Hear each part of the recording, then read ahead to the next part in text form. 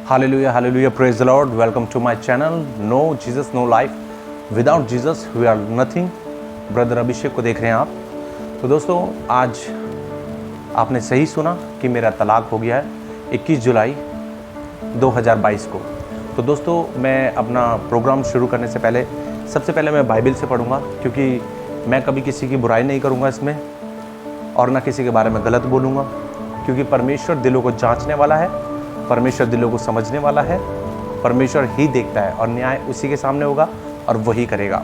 तो मैं आज पढ़ूंगा आपके सामने रोमियो, अगर आपके पास बाइबल है तो आप निकाल सकते हैं। रोमियो 12 उसका 14 से कुछ आयत तक पढ़ूंगा। यहाँ लिखा है, अपने सताने वालों को आशीष दो, श्राप ना दो। बहुत ही प्यारा वचन है ये। और परमेश्वर कहता है, यीशु मसीह कहता है कि जब तेरी लड़ाई हो रही हो किसी से और भयंकर लड़ाई हो रही हो, तो ये वचन बहुत शांति देता है। वचन कहता है, लिखा है 19 का, हे प्रियो, बदला ना लेना, परंतु परमेश्वर के क्रोध को अवसर दो, क्योंकि लिखा है, बदला लेना मेरा काम है। प्रभु कहता है, मैं ही बदला दूंगा। परंतु यदि तेरा बैरी भूखा हो तो उसे खाना खिला, यदि प्यासा हो तो उसे पानी पिला, क्योंकि ऐसा करने से तू उसके सिर पर आग के अंगारों का ढेर लगाएगा। बुराई से ना हारो, परंतु भलाई से बुराई को जीत लो। Hallelujah, praise the Lord. सच में परमेश्वर महान है। मैं ये जो आज बात आप लोगों को बताना चाह रहा हूँ, ना मैं किसी को ठेस पहुँचाना चाहता हूँ, ना मैं किसी को दुख पहुँचाना चाहता हूँ, क्योंकि इस चैनल में सिर्फ मैं अपने पापों को बताना चाहता हूँ और ये बताना चाहता हूँ कि प्रभु यीशु मसीह ने मुझे कैसे बचा लिया। कि अब तक लोग मुझसे पूछते थे कि भाई आप मरना चाहते थे, आप आत्महत्या करना चाहते थे, तो मैं आज वही लेके आया हूँ आपके सामने कि ऐसा क्या था मेरी ज़िंदगी के अंदर जो मैंने आत्महत्या करने की कोशिश करी, अपने जीवन को नष्ट करने की कोशिश करी। तो दोस्तों, 2022 की बात है। आई थिंक 7-8 महीने बीत चुके हैं। 2022 में मेरी ज़िंदगी के अंदर एक ऐसा मोड़ आया, एक ऐसा टाइम आया कि सब कुछ एक महीने के अंदर सब कुछ बर्बाद हो गया। महीना भी नहीं कह सकते, उससे कम दिनों में मेरे पास से सब कुछ बर्बाद हो गया। इससे पहले जो मेरी लाइफ थी बहुत अच्छी थी और लोग शायद मुझे जानते भी हैं। लोग मेरा एग्जांपल देते थे कि अगर जीना है तो इसकी तरह जियो, अभिषेक की तरह। बट दोस्तों, पता नहीं, मुझे भी नहीं पता था कि ऐसा मेरी ज़िंदगी में एक मोड़ आ रहा है कि वो सब कुछ मेरा ख़त्म कर देगा, जैसा आयुब का ख़त्म करा था। मैंने जैसे आपको पहले भी बताया, आयुब जो था वो परमेश्वर का दास था और वो परमेश्वर के रास्ते पे चलता था, और मैं भी परमेश्वर का दास था, परमेश्वर का बेटा था, परमेश्वर का बच्चा था। मैंने कई सालों तक अपने आप को संभाल के रखा, परमेश्वर के नज़दीक ही रखा। मगर जब मैं परमेश्वर से दूर हुआ तो परमेश्वर की ताड़ना मुझ पर आई। तो दोस्तों, 2022 में एकदम से ऐसा हुआ कि मेरे पास से मेरा जितना गोल्ड था, एक टाइम मेरे पास ऐसा था, गोल्ड सारा एक बार में चला गया। और जब वो चला गया तो मैं बहुत शौक था कि ये हो क्या रहा है। और उसके बाद दोस्तों, मेरी जॉब भी एकदम चली गई। एक दिन के अंदर मेरी जॉब भी चली गई। और उसके बाद मेरे सारे दोस्त चले गए। मेरे पास घर था जहाँ मैं रेंट पे रहता था, अब वो बचा था, और मेरी वाइफ और मेरी 2 बेटियाँ वो बची हुई थी। और मेरी कार थी, कार मतलब ये लगा लीजिए आप कि कार से मैं बहुत प्यार करता था और मेरी कार मेरे पास थी। बट उस टाइम पे वो समय था, उस समय पे वो कार भी ख़राब हो गई और 3-4 महीने तक वो खड़ी रही। और कभी कभी मैं उसको लेके जाता था, और उससे पहले मैं अपनी बीवी बच्चों को, मतलब कोई ऐसा टाइम नहीं जाता था जब मैं अपनी बीवी बच्चों को नहीं घुमाता हूँ। मतलब मैंने लाइफ बहुत अच्छे से एंजॉय कर रहा था उस समय। और सडनली एक टाइम ऐसा आया कि ये मोड़ मेरे सामने आ खड़ा हुआ। और जब आ खड़ा हुआ तो मेरी जॉब चली गई। मेरे पास रेंट मेरे सर पर था कि मुझे अपना रेंट देना था, मैंने अपने बीवी बच्चों को देखना था, और बीवी बच्चों के साथ साथ बहुत सी जिम्मेदारी होती है वो निभानी थी। उसके बाद मेरी कार की जो इंस्टॉलमेंट होती है, किस्त होती है, वो मेरे सर पर थी, जो 4 किस्तें बची हुई थी। और एक स्पीकर है मेरे पास, उसकी किस्त थी, और बहुत से खर्चे थे मेरे पास। मगर एकदम से बैलेंस ज़ीरो हो जाना, क्योंकि मैंने अपने पैसे कभी जोड़े नहीं, और मेरी जो सैलरी थी वो 40,000 करीब और उससे ऊपर ही हो जाती थी। बट एक दिन के अंदर जॉब जाना और सैलरी ना मिलना तो पैरों के तले ज़मीन खिसक जाना, क्योंकि अब मैं अकेला नहीं था, मेरी फैमिली एक मेरे साथ जुड़ी हुई थी। और उसमें से मैं अपने पेरेंट्स को मैं कुछ नहीं देता था, सिंगल रुपीज़ भी नहीं देता था। मैं आपको बाद में बताऊंगा कि मैंने अपनी फैमिली के साथ क्या किया था। तो दोस्तों, वो दौर बड़ा गंदा था और मतलब ऐसी हालत हो गई थी मेरी कि बहुत परेशान हो गया था। और उस समय मेरी बहन मेरी ज़िंदगी में एक मोड़ लेके आई। उसने कहा कि हमने मिलके एक डिसीज़न लिया कि हमने एक रेस्टोरेंट ओपन किया, और वो रेस्टोरेंट बहुत अच्छे से हम लोगों ने ख़रीदा भी, और मतलब मेरी बहन का पैसा था सारा और मेरी मेहनत थी। 50-50% पे हमने वो रेस्टोरेंट खोला, बट बहुत अच्छा चल रहा था। उसी से मेरा घर चलने लग गया। और मैं ये बात किसी के पर्सनली किसी पे नहीं जा रहा हूँ, बट जो परमेश्वर की तारीफ़ है, जो परमेश्वर की स्तुति है, उसके लिए मुझे बोलना पड़ेगा, क्योंकि मैं अब ये यूट्यूब पे हूँ तो बोलूँगा मैं।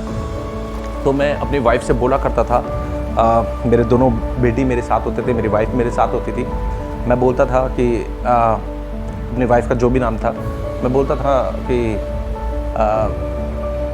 परमेश्वर ने, मैं उस समय ये कहता था, परमेश्वर ने हमसे सब कुछ ले लिया, सब कुछ छीन लिया। और एक माइंड ये भी कहता था कि शैतान ने मुझसे सब कुछ छीन लिया, सब खत्म हो गया। बस मैं अपनी वाइफ को बोलता था, एक तू रह गई है मेरे पास ज़िंदगी में, और मेरी बेटियां हैं, बाकी मेरे पास सब कुछ बचा नहीं है।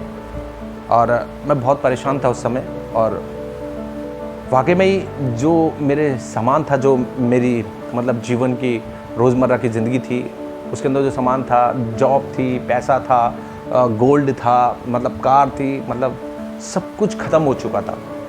बट मुझे कोई फ़र्क नहीं पड़ा उस चीज़ से। मैं अपनी लाइफ बहुत अच्छे से जी रहा था जैसे भी, क्योंकि वो रेस्टोरेंट ऑलरेडी हमने ओपन कर लिया था, उससे मेरा किराया भी जा रहा था और मेरा इंस्टॉलमेंट भी सारी निकली। और मेरे भाई बहन ने उस समय मेरी बहुत हेल्प करी इस पैसों को लेके।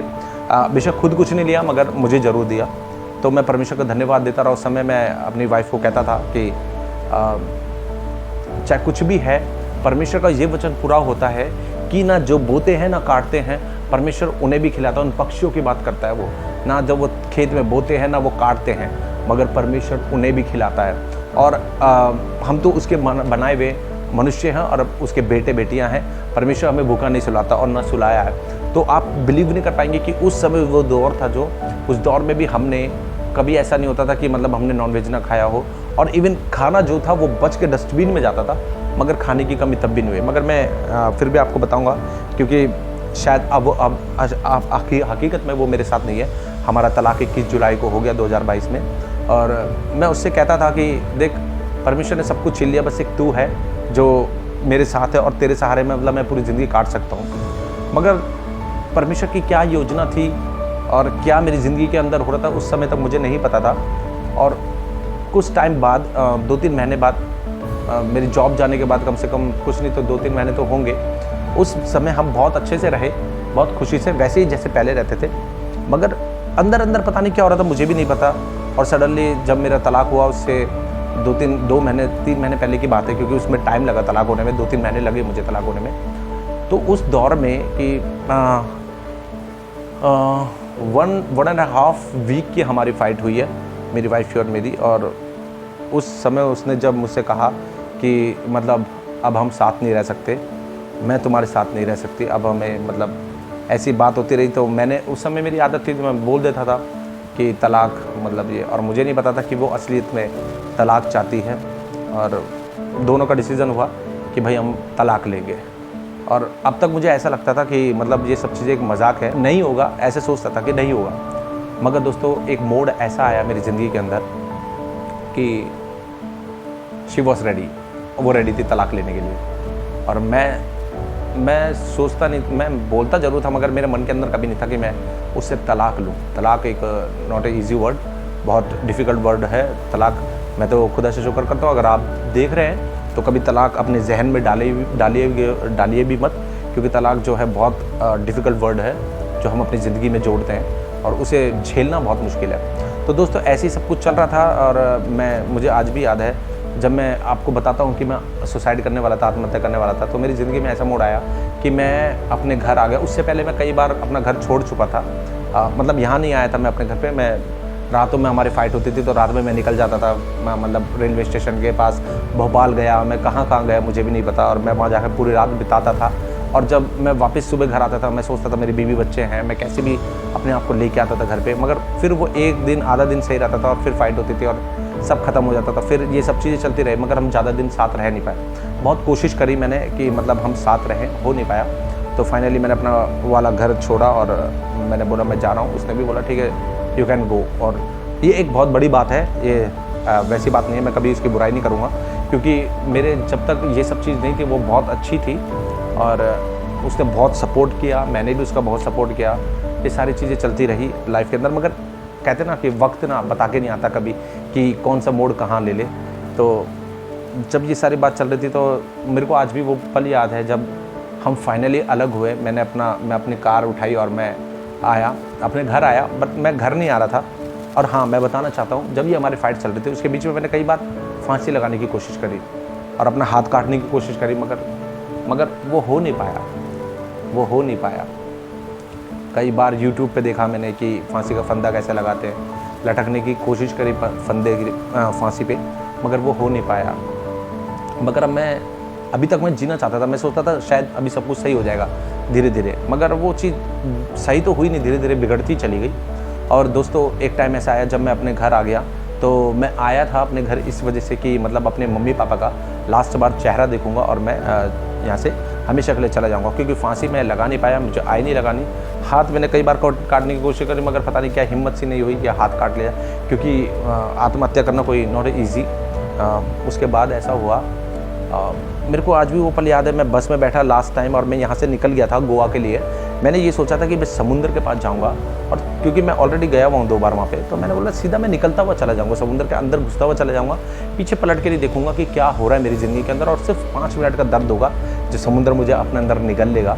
और सच में ऐसा होता डेफिनेटली होता, क्योंकि शायद आप लोग इस बात को नहीं समझेंगे, मैं समझ सकता हूँ, क्योंकि शायद मैंने सबसे ज़्यादा प्यार उसी को किया था और अपने बच्चों को किया था, और मैंने डिसीज़न लेके मैं मर जाऊँगा। मगर मैं जब बस में बैठा दिल्ली से गोवा जाने के लिए, तो मेरी बहन का फ़ोन मेरे पास आया और मेरी बहन ने मुझसे बोला कि कहाँ है। तो मैंने कहा मैं निकल गया हूँ, मैं गोवा के लिए निकल गया हूँ। तो मेरी बहन को तब तक नहीं पता था कि ये सुसाइड करने जा रहा है। ये जो भी था, मेरी बहन को परमेश्वर की तरफ से जो भी हुआ वो खुदा जानता है। मेरी बहन ने बोला भाई प्लीज़ मेरे से एक बार मिल के जा, क्योंकि जो रेस्टोरेंट है वो मेरे नाम करके चला जा, क्योंकि वो 50-50 पे है, बाद में प्रॉब्लम्स होगी। तो मैंने कहा, बहुत देर बाद मैं मान गया। मैंने कहा ठीक है। तो बोले तू घर जा, मामा मम्मी के पास जा और वहाँ पे वो मैं पेपर लेके आ रही हूँ, साइन करके ख़त्म कर देना। तो मैंने यही सोचा था कि मैं आऊँगा और साइन करके मैं यहाँ से निकल जाऊँगा। मगर दोस्तों, ऐसा हुआ नहीं। जब मैं यहाँ आया तो मैंने अपनी मम्मी पापा को मतलब बताया कि ऐसा मेरी ज़िंदगी के अंदर हो गया और सब कुछ ख़त्म हो गया मेरी लाइफ से। तो मेरी मम्मी ने, परमेश्वर जानता है इस बात को, झूठ नहीं बोल रहा, मेरी मम्मी ने मेरा हाथ पकड़ लिया और बोला अब नहीं जाने दूंगी, एक बार तो इस घर को छोड़ के चला गया, अब नहीं जाने दूंगी, और ये तेरा केस निमट जाए बेटा। हम चाहते हैं कि तेरी वाइफ और तेरे बच्चे तेरे पास दोबारा आ जाए। अगर कोई ये सोच रहा हो कि मेरे मम्मी पापा गलत हैं या मेरी बहन गलत है, तो ऐसा कुछ भी नहीं था। उन्होंने कहा कि नहीं, हम तुझे जाने नहीं देंगे यहाँ से, तेरा पैचअप करा के तेरे बच्चों को, तेरी बीवी को तेरे मिला के हम तुझे यहाँ से जाने देंगे। और उन्होंने हमें रोक लिया और हमारी मीटिंग हुई। इस मीटिंग में सबसे पहले जब सारे बैठे हुए थे तो मेरे से पूछा गया कि आप साथ रहना चाहते हो? तो मैं गुस्से में था, मैंने बोला नहीं, मैं नहीं रहना चाहता। और उसने भी कहा मैं भी नहीं रहना चाहती। मगर सच्चाई क्या थी वो बाद में पता चला कि क्या था क्या नहीं था। मगर अभी भी मुझे लगता था शायद मेरी गलती है, कुछ मैंने गलती कर दी। तो मैं उससे पूछता था, मैंने लगा क्या गलती कर दी। और मैं आप लोगों को सच बता रहा हूँ, मैंने शायद ज़िंदगी में कभी इतना रोया नहीं, इतना निराश नहीं हुआ। बहुत रोया मैं अपनी वाइफ के आगे, बहुत रोया, मतलब इतना गिड़गड़ाया मैं। शायद कभी किसी के आगे मैं इतना झुका नहीं, क्योंकि मेरा एक उसूल था कि मैं किसी के आगे झुका नहीं, चाहे मैंने कितनी भी फ़ाइट करी हो, मगर मैंने फ़ाइट करी। पहला दौर ऐसा था कि मैंने अपने घुटने टेक दिए सिर्फ अपने बच्चों के लिए और अपनी बीवी के लिए, कि है तो मेरी वाइफ और मेरे बच्चे। और मैं बहुत रोया, बहुत पछताया कि चल यार, अगर मेरे से गलती हुई तो मुझे माफ़ कर दे, मुझे क्षमा कर दे। मगर वो चीज़ शायद मंजूर नहीं थी ऊपर वाले को कि हम साथ रहें। और ये सारी चीज़ें चली रही थी। फाइनली क्या हुआ, मेरी मम्मी जब मुझे यहाँ पे लेके आ गई तो उस समय भी मेरे मन में ये था कि नहीं, मेरे को निकल जाना है यहाँ से, मैं जाके सुसाइड करूँगा, मर जाऊँगा। और वो रात मुझे याद है, जब मैं पहली बार मैं अपने घर में आया तो मैंने मौत को अपने सामने देखा। मेरे को हार्ट अटैक होते हुए इतनी, मतलब सुबह कैसे निकली मैं जानता हूँ कि मेरा भाई मतलब भाभी के पास था, भाभी के पास सो रहे थे भैया, उन्हें बुला के मैं अपने सीने से लगा लिया मैंने। भैया मैं तड़प रहा था बहुत, मैं अपने मेरे पापा मुझे सीने से नहीं लगाते, मगर मैं अपने पापा के सीने से लग गया उस दिन। मैं अपनी माँ के सीने से लग गया, मुझे आज भी याद है। और मतलब मैंने अपनी मम्मी को बोला कि मामा मुझे नींद नहीं आ रही। और मैं जब सो रहा था सिर्फ 2-3 मिनट की नींद होती थी मेरी, और मैं ऐसा लगता था मुझे अब मेरा प्राण मेरे शरीर से निकल जाएंगे। और मैं इतना डिप्रेशन में आ चुका था बहुत ज़्यादा। सच में दोस्तों, ज़िंदगी एक ऐसी हो गई थी कि ना मैं जी सकता था ना मैं मर सकता था, मगर एक उस पल का इंतज़ार था कि शायद सब कुछ सही हो जाएगा। मगर दोस्तों ऐसा हुआ नहीं। मेरी ज़िंदगी में दिन बर दिन जो वो पल थे वो बहुत बिगड़ते चले गए।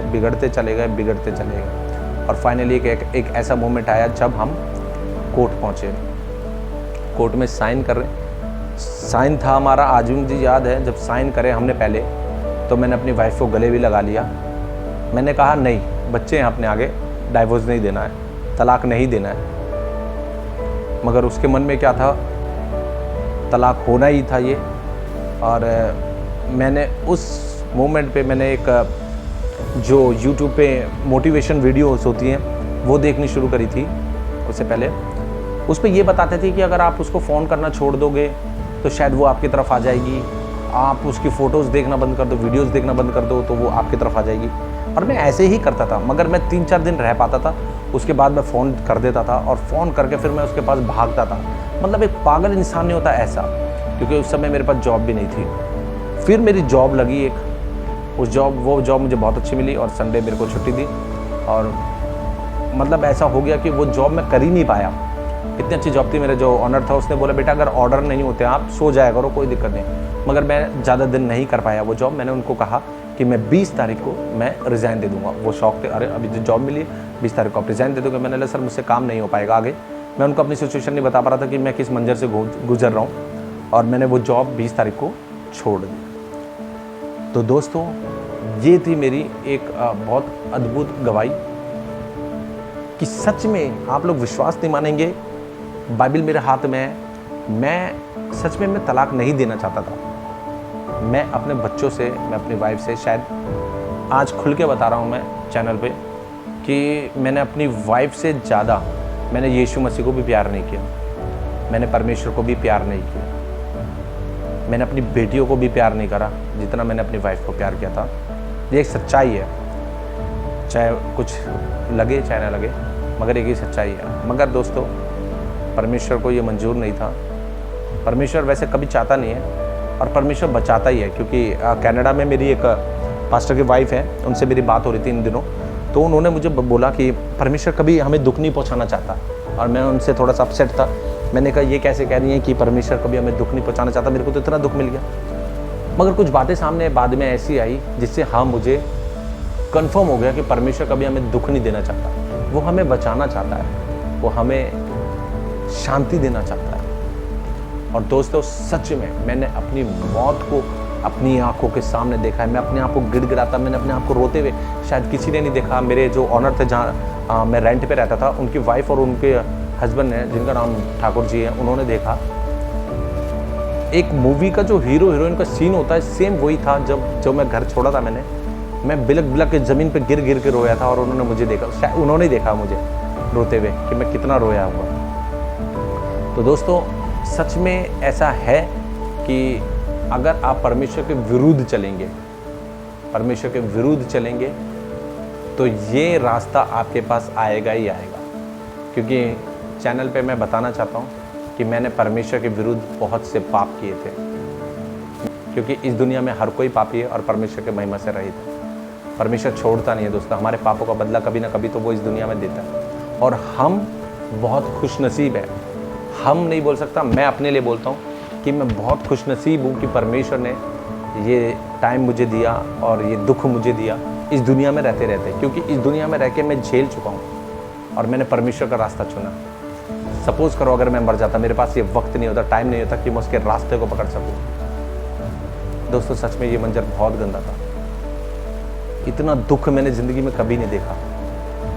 और मैं सच बता रहा हूँ कि इतना जो दौर था मेरे पास, बहुत से लोग आए उसको भड़काने के लिए, बहुत से लोगों ने बोला, बहुत सी कहानियाँ, मनगढ़ंत कहानियाँ रची गई, उसके अंदर बहुत से इल्ज़ाम लगाए गए मेरे ऊपर। सब मैंने बर्दाश्त किया और वो झूठे थे। मैं आपको क्लियर बताऊं यहाँ पे, वो सब झूठे थे। किसी ने कहा कि अभिषेक ऐसा, अभिषेक वैसा, क्योंकि वो वक्त ही ऐसा था कि बहुत गंभीर था। मगर एनीवे दोस्तों जो भी है, परमेश्वर का मैं शुक्र करता हूँ कि ये पार्ट यहीं पे ख़त्म होगा कि वो दुख मेरे लिए बहुत ज़बरदस्त था। शायद आप लोग नहीं समझ पाओगे, मैं बस यही प्रार्थना करता हूँ परमेश्वर से, कभी किसी के जीवन में ये दुख ना आए कि उसके बच्चे और उसकी बीवी अलग हो जाए और वाकई अलग हो जाए। बहुत गंदा मंजर होता दोस्तों। उस डिप्रेशन को शायद मैं ही समझ सकता हूँ मैं अपने घर जब वापस आया, मैं एक कमरे के अंदर मैंने अपने आप को बंद कर लिया।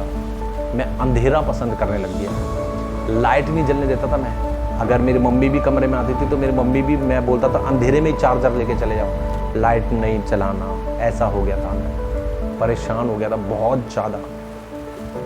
इस कमरे में भी मैंने बहुत बार सुसाइड करने की कोशिश करी, मगर हो नहीं पाई, क्योंकि मेरे दोस्तों, मेरे परमेश्वर जानता है, मेरे भाइयों, मेरे परमेश्वर जानता है कि आप सही हैं या आप गलत हैं, और वही इंसाफ करता है। और सच में, सच बता रहा हूँ मैं, मेरी बात पे बिलीव करना कि परमेश्वर चाहे तो कुछ भी कर सकता है। फिर मेरा जीवन कैसे परिवर्तन हुआ, कैसे मैंने परमेश्वर के दर्शन लिए, कैसे मैंने वो दुखों को दूर करा, वो अब आने वाले पार्ट में बताऊंगा मैं कि परमेश्वर ने मुझे कैसे टच करा, परमेश्वर ने मुझे कैसे पकड़ा। तो दोस्तों, बस आपसे इतनी रिक्वेस्ट है कि कभी भी कोई ऐसा मंजर आए जब आपका तलाक हो, तो कॉम्प्रोमाइज़ करने की बहुत कोशिश करना। दोनों एक तरफ से होगा तो कभी भी कॉम्प्रोमाइज़ दूंगा। मैंने बहुत कॉम्प्रोमाइज़ करा, शायद मेरे बराबर कोई कॉम्प्रोमाइज़ कर नहीं सकता, क्योंकि ये टाइम ऐसा था मेरा कि ज़िंदगी में मैं शायद कभी किसी से डरा नहीं। किसी ने मेरे एक थप्पड़ मारा तो मैंने उसके 10 थप्पड़ मारे होंगे। किसी ने मुझे एक गाली दी तो मैंने उसे 100 गाली दी। कभी डरा नहीं, कभी अपने घुटने नहीं टेके मैंने कभी किसी के आगे। मगर ये दौर ऐसा था कि ज़िंदगी में पहली बार मैंने अपने घुटने टेक दिए थे। शायद ही मैंने किसी से इतनी बार सॉरी बोला हो, शायद ही मैंने किसी को इतनी बार गले लगाया हो, शायद ही मैं किसी के पास बैक हुआ, शायद ही मैं किसी को मैंने इतना बोला कि मुझे माफ़ कर दो, अगर मेरे में कोई प्रॉब्लम है तो सब कुछ मैं ख़त्म कर दूँगा। मगर दोस्तों, मुझे नहीं पता था कि ये मेरा तलाक मुझे एक स्वर्ग का रास्ता दिखा देगा। हालेलुया, प्रेज़ द लॉर्ड, परमेश्वर की स्तुति। तो दोस्तों, मैं ये जो वीडियो बना रहा हूँ, जो मैंने वीडियो बनाई है, मेरी एक्स वाइफ को लेकर मैं कुछ नहीं बोलना चाहता, कुछ भी एक वर्ड भी नहीं बोलना चाहता। क्यों? क्योंकि उसकी लाइफ अब अलग है और मेरी लाइफ अलग है। मगर हाँ, अगर मेरे परमेश्वर की स्तुति मेरे द्वारा होगी तो मैं धन्य हूँ। Hallelujah, praise the Lord. मैं अभी भी आपको बता रहा हूँ कि जब हमारी ये फाइट हुई, उससे पहले वो सब कुछ सेम था, सब कुछ वैसे चल रहा था। मगर शैतान किसी ना किसी को तो, एक को तो पकड़ता ही है ना। शैतान घात लगा के बैठता है कि कैसे आपको बर्बाद करे, और शैतान ने मुझे बर्बाद किया। मगर हाँ, 2022 में फिर परमेश्वर को जब मैंने पकड़ा, ये बाइबल जो है, ये बाइबल मैंने 35 साल में चर्च में नहीं ले गया। जब से मैंने होश संभाला होगा, तब से मैं चर्च के अंदर कभी नहीं लेके गया। मगर जिस दिन मैंने ये बाइबल उठाई, मैं आगे बताऊंगा, उस दिन परमेश्वर ने मुझे उठा दिया, परमेश्वर ने मुझे अपने सीने से लगा लिया दोस्तों। हालेलुया, प्रेज़ द लॉर्ड, पिता परमेश्वर की स्तुति। तो दोस्तों, मैं यही बताना चाहता हूँ, फाइनली मेरा 2022 में 21 जुलाई को तलाक हो गया। मेरे बच्चे मेरे पास नहीं हैं, मेरी वाइफ, एक्स वाइफ अब मेरे साथ नहीं है, और आगे की जो स्टोरी होगी वो मैं आपको बताऊंगा, क्योंकि मेरी स्टोरी से अगर परमेश्वर को स्तुति मिलती है तो मैं बहुत धन्य हूँ। Hallelujah, praise the Lord. तो दोस्तों, ये मंजर ऐसा था कि सब कुछ मेरा ख़त्म हो गया था।